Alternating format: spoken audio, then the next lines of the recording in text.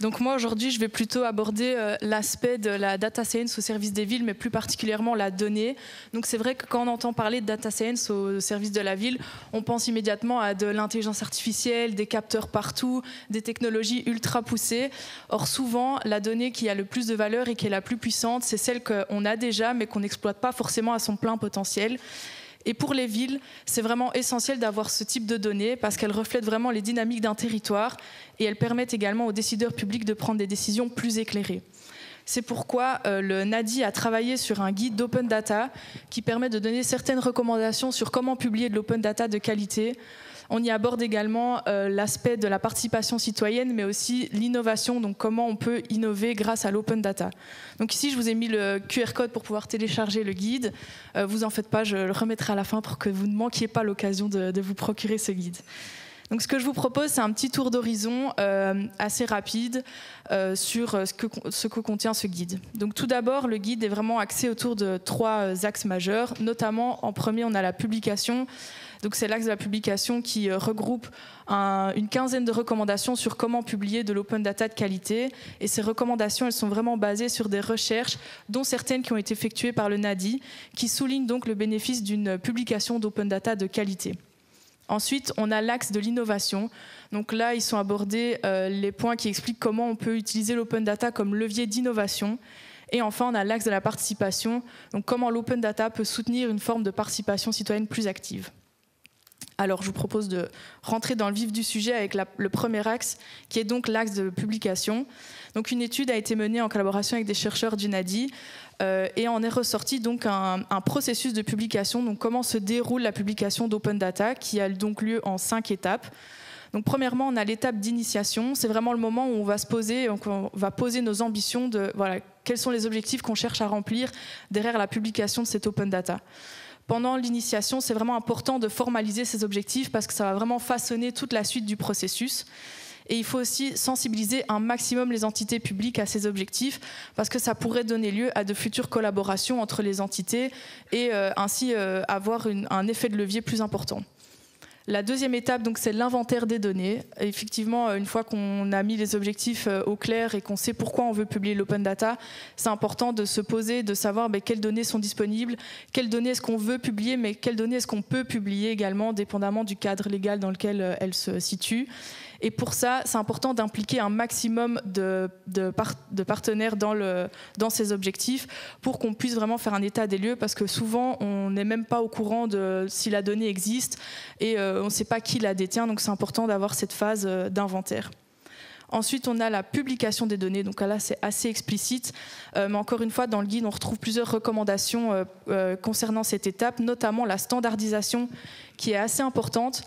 Je vais vous donner un exemple, mais imaginons j'ai envie de publier des données, j'ai 2 jeux de données qui traitent des communes, et dans l'un, les communes sont identifiées par un matricule, et dans l'autre, elles sont identifiées par leur nom. Ça va poser problème lors de la réutilisation.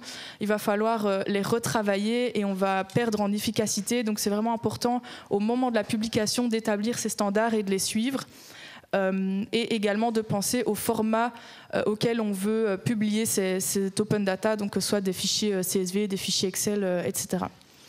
Ensuite vient la phase de maintenance des données. Donc, une fois qu'on a publié, le travail n'est pas fini. On ne peut pas se contenter de juste publier et puis d'oublier les données sur la plateforme. C'est important d'avoir une phase de maintenance où on va vraiment les mettre à jour. Ça va être notamment important pour certains projets tels que, là si je dois donner un exemple, si on veut dans le futur faire un projet qui est un algorithme prédictif, c'est important d'avoir des données historiques, donc d'avoir vraiment cet historique de données mis à jour année après année. C'est aussi important pendant cette phase de maintenance d'avoir du feedback des utilisateurs pour qu'on puisse éventuellement corriger des erreurs ou voilà, que les utilisateurs aient peut-être remonté certaines erreurs ou certains manquements. Donc c'est important d'avoir vraiment leur feedback. Et enfin, la dernière étape qui n'est pas systématique, mais c'est important de la mentionner, c'est dans le cas où on devrait supprimer des données qui ont été publiées mais qui n'étaient pas forcément appropriées à la publication dans le cadre de l'open data. C'est important d'anticiper ce genre de cas de figure et d'établir donc un processus pour pouvoir retirer ces données. Alors ce que vous voyez aussi en bas du graphique, c'est donc l'engagement avec l'utilisateur. Évidemment, on publie l'open data majoritairement dans le but qu'elle soit réutilisée et qu'on puisse innover grâce à ces open data. Donc, évidemment, c'est important de maintenir l'engagement avec l'utilisateur durant tout le processus.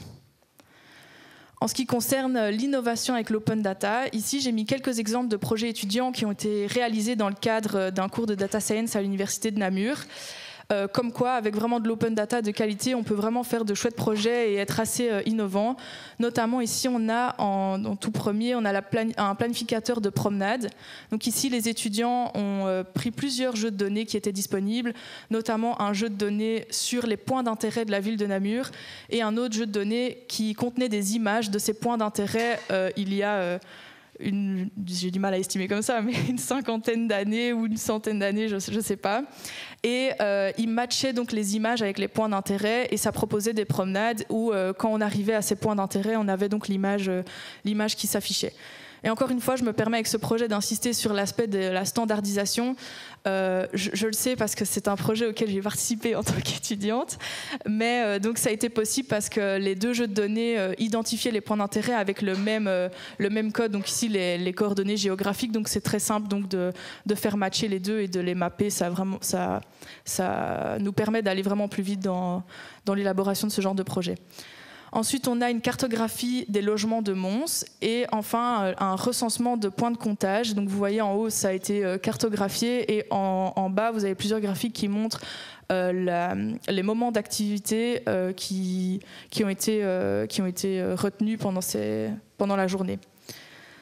En ce qui concerne donc l'innovation, c'est vrai que c'est pas toujours évident de trouver une idée de voilà, j'ai de l'open data, qu'est-ce que je peux proposer comme produit innovant? Et donc, encore une fois, une recherche a été menée avec des chercheurs d'UNADI qui ont donc développé un processus de développement de services innovants basé sur l'open data. Donc ici, c'est pas le but de vraiment rentrer dans le détail, mais tout ça pour vous dire que ce guide est vraiment riche d'informations. Donc n'hésitez pas à vous le procurer. Et alors, ce qui a pu aussi être identifié dans le guide, c'est que pour chaque étape, donc ici vous voyez que le processus est composé de 4 étapes, pour chaque étape, des barrières à l'utilisation de l'open data ont pu être identifiées. Et dans le guide, vous retrouverez pour certaines barrières, la plupart d'entre elles, à vrai dire, des recommandations justement pour pallier à ces problèmes. Alors donc dans le guide, comme je vous ai dit, on a des recommandations pour surmonter ces barrières, dont un problème qu'on rencontre assez souvent avec l'open data, c'est le manque de traçabilité. Donc une fois qu'on publie les données, on ne sait pas trop comment elles sont utilisées, par qui, dans quel but. Et c'est là que je me permets aujourd'hui de vous introduire un concept qui est assez novateur, je dirais, donc qui date de quelques années et qui prend de l'ampleur en ce moment, donc notamment les data spaces. Ça permet vraiment d'augmenter la gouvernance des données et de pouvoir tracer l'open data. Donc je vais vous expliquer pour ceux qui ne sont pas familiers les data spaces, comment est-ce qu'on peut voir ça. Donc ici j'ai trouvé une chouette analogie justement sur le site de l'Union européenne qui nous expliquait la différence entre open data et data space, enfin en tout cas les portails open data et data space. Donc j'ai mis la source ici que je vous invite donc à aller consulter si vous voulez plus d'informations. Mais imaginons que je suis à un pique-nique. La table de pique-nique, c'est le portail open data. Donc moi, je vais amener mon pain, Anthony amène la charcuterie, voilà, chacun amène ce qu'il a amené et le dépose sur la table. Une fois que c'est fait, tout le monde peut aller servir, même ceux qui n'ont pas participé ou qui n'ont rien amené peuvent aller chercher. C'est vraiment le concept même des portails open data, c'est que les données sont publiées et puis qui veut se sert. Maintenant, les data spaces, c'est plutôt comme si chacun avait sa table. Donc moi, j'ai ma table, Anthony a sa table, et autant d'invités que possible. Plus on est de fous, plus on rit. Mais donc chacun apporte à sa propre table et dépose ses aliments dessus. Et alors, on va commencer à négocier entre nous en disant moi, je veux bien, par exemple, partager avec un tel, sous telle et telle condition. Tu peux prendre, mais un petit peu, la moitié, pas tout. Mais avec toi, par contre, je veux pas partager. Donc, c'est vraiment comme si on allait signer des contrats entre nous et décider avec qui on veut bien partager nos données. Et ça permet vraiment de tracer les données qui sont partagées et d'avoir une meilleure gouvernance. Donc ici, par exemple, j'ai un exemple de data space sur la mobilité, dont je vous mets la source également en dessous de l'image. Donc en vert, ce que vous voyez, c'est ce qui est disponible à tous, c'est-à-dire le catalogue de données, les métadonnées. Donc par exemple, moi, on sait que j'apporte du pain. Ça se voit sur ma table, on sait que j'apporte du pain, mais on ne sait pas quel type de pain. Donc c'est aussi représenté par les pointillés, c'est que chaque participant est connecté donc à cette base commune, entre guillemets, et chaque participant va donc négocier entre eux, donc avec des connecteurs, les blocs C que vous voyez ici, ils vont négocier entre eux sur quelles données est-ce qu'ils veulent bien se partager et sous quelles conditions. Et comme vous pouvez le constater, chaque participant n'est pas interconnecté, il n'y a pas une branche qui relie tous les participants entre eux, donc c'est vraiment sous certaines conditions qu'on accepte ou non de partager les données. Alors vous allez me dire, mais c'est quoi le lien avec l'open data? Parce que l'open data, c'est justement, on prône l'ouverture, alors que ici, DataSpace, ça sonne plus fermé, plus contrôlé. Alors encore une fois, sur le site de l'Union européenne, il y a un article vraiment intéressant qui nous parle justement des synergies qui peuvent avoir lieu entre l'open data et les DataSpace. Notamment, on voit que l'open data peut servir de base au DataSpace. Donc justement, on prône l'open data pour pouvoir innover et proposer des services innovants. Donc si on ajoute l'open data dans les DataSpace et qu'on les allie à des données plus privées, ça pourrait servir de levier d'innovation et vraiment créer une synergie qui serait vraiment intéressante de lier public et privé. De plus, on a déjà vu le cas avec un dataspace qui existe, qui est le dataspace Gaia-X. Donc c'est un dataspace qui contient des données de santé. Eux, ce qu'ils font, c'est qu'ils produisent même de l'open data parce qu'ils agrègent tellement leurs données ou les anonymisent à un tel point qu'ils peuvent fournir des données en open data.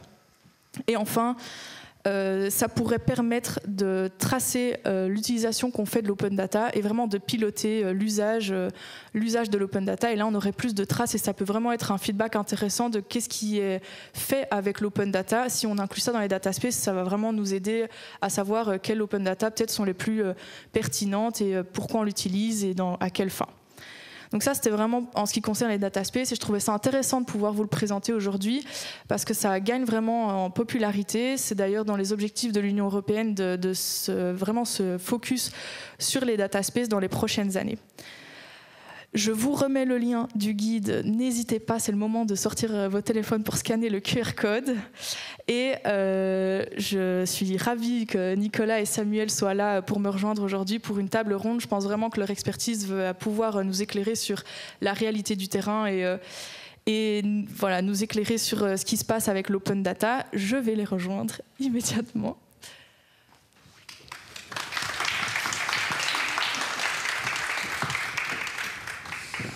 Donc encore une fois, merci Samuel et Nicolas de nous avoir rejoints aujourd'hui. Donc ici, on avait plusieurs questions pour vous. Donc avec chacun votre expertise, vous allez pouvoir nous éclairer sur les différents projets qui existent à propos sur l'open data et ce qu'on en fait et les potentielles barrières que vous avez pu identifier. Donc comme je l'ai déjà mentionné, vous travaillez sur des projets concrets. Est-ce que vous pourriez nous partager chacun un cas d'usage qui, selon vous, reflète bien comment la donnée, même l'open data, peut profiter et transformer les villes? Vous avez un micro? Ça va. Oui, fonctionne. Bonjour à tous, merci. Merci pour l'invitation déjà aussi. Et donc dans les cas d'usage, ce que j'avais noté, c'était déjà une manière générale, c'est déjà de la cartographie, puisque ça c'est mon métier, c'est ma formation première. La cartographie dans une commune, c'est déjà la première centralisation des données. Quel que soit le métier des différents services, le fait de centraliser la donnée en un endroit, ça facilite l'open data. C'est vraiment la clé, et à Namur, ils font ça maintenant depuis plus de 30 ans maintenant, oui, et c'est ça qui marche bien sur Namur. C'est peut-être pour ça que je suis là aujourd'hui, c'est pas moi qui commençais ça à Namur. Un cas précis que j'avais noté pour, si on veut être vraiment sur un use case précis, une chose qui a bien fonctionné chez nous, c'est les arrêtés de circulation. Il y a une personne dans l'administration qui rédige ces arrêtés de circulation, donc des Word et des PDF pour les autorisations de circuler ou pas dans une rue, si elle sera fermée ou pas. Mais c'est une personne rédigeait ces documents Word dans un répertoire dont seule elle était propriétaire, en plus inaccessible de la majorité des gens, et elle envoyait des emails à plein de gens avec ses Word et ses PDF. C'était toutes les semaines, ça prenait énormément de temps, et toutes les personnes qui recevaient ça ne voyaient pas si ça les concernait ou pas. Donc ils étaient en plus obligés de lire les Word ou PDF pour savoir si la rue les concernait, si même l'interdiction était intéressante. Ce que nous on a fait, c'est que maintenant on prend tous ces documents Word, on les analyse avec un code Python, on détecte les noms de rues qui sont dans le texte, et on va les localiser sur carte. carte. Donc tous les documents Word, PDF sont localisés sur carte et on met ça en open data. Comme ça, ainsi, tous les citoyens et nos collègues, surtout, peuvent sur une carte voir directement où sont localisés ces documents Word et en un clic, ils obtiennent le PDF. Pas besoin d'aller les lire. Tous perdent énormément de temps et il y avait 20-30 personnes qui lisaient ces documents. Aujourd'hui, je suppose qu'il y en a beaucoup moins qui lisent le texte en entier, mais la donnée est accessible à tout le monde. Voilà un cas très précis qui va d'un bout de la ligne jusqu'à l'extrémité. Voilà. Ça, merci. C'est vrai qu'on voit que ça permet de faciliter les processus et de gagner du temps, notamment via le cas d'usage que tu nous as partagé. Merci. Moi, je vais partager dans un autre cas. Donc, pardon. Samuel a parlé de l'efficacité de l'administration. Je vais parler d'un autre cas d'usage de valorisation des données du territoire, en particulier de toutes les données qui dorment malheureusement encore trop souvent dans les tiroirs. Il n'y a plus beaucoup de tiroirs, mais sur les PC dans les administrations. Donc valoriser ces données au profit des citoyens cette fois-ci.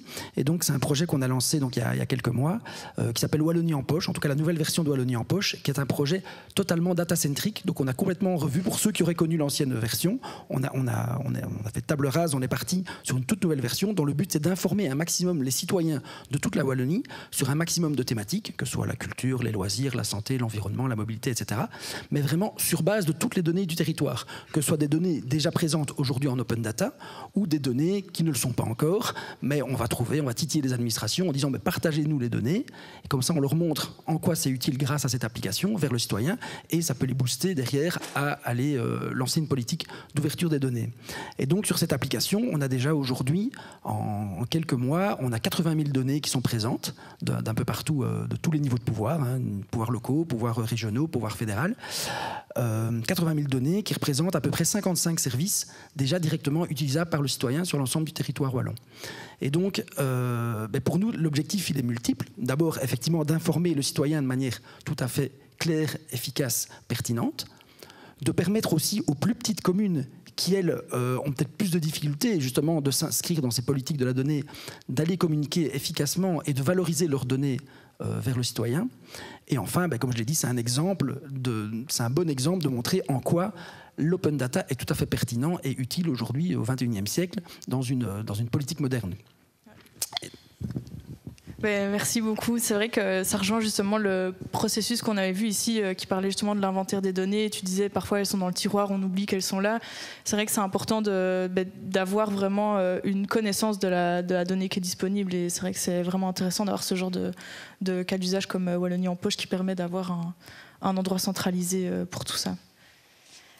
J'avais une autre question justement encore en lien avec vos projets. Est-ce que vous avez observé durant votre carrière des freins sur le terrain à la réutilisation justement des données, et est-ce que vous, avec votre expertise, vous pensez à des potentielles solutions que vous avez pu rencontrer?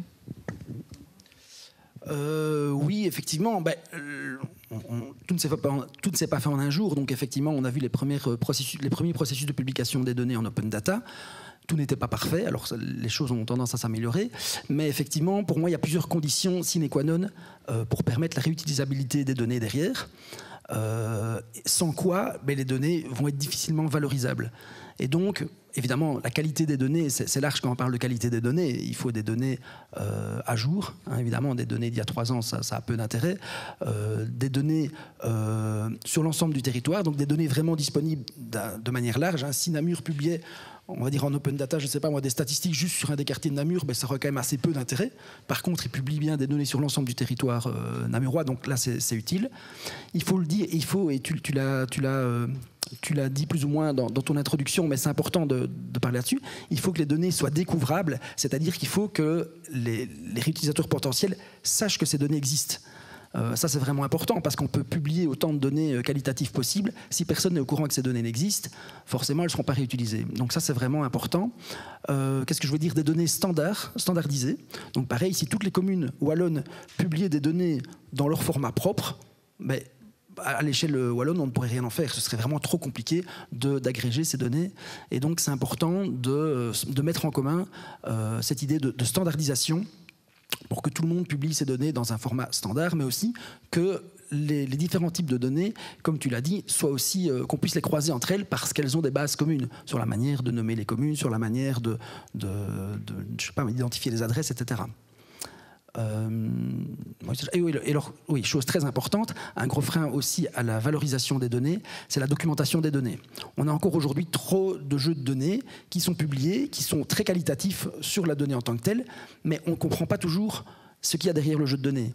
Comment la donnée a été produite, dans quel cadre, qu'est-ce que ça représente, quels sont tous les champs de ce jeu de données, par exemple. Et donc, si la donnée n'est pas suffisamment documentée, elle est difficile à exploiter derrière. Ouais, je vois. Donc ça, c'est vraiment des bonnes pratiques à acquérir au fur et à mesure, et puis ça se fait petit à petit, hein, mais voilà. C'est des choses sur lesquelles il faut encore travailler pour permettre une vraie réutilisation des données derrière. Mais on est sur la bonne voie. Merci. Mais des freins, il y en a sur toute la chaîne. Vous l'avez cité aussi.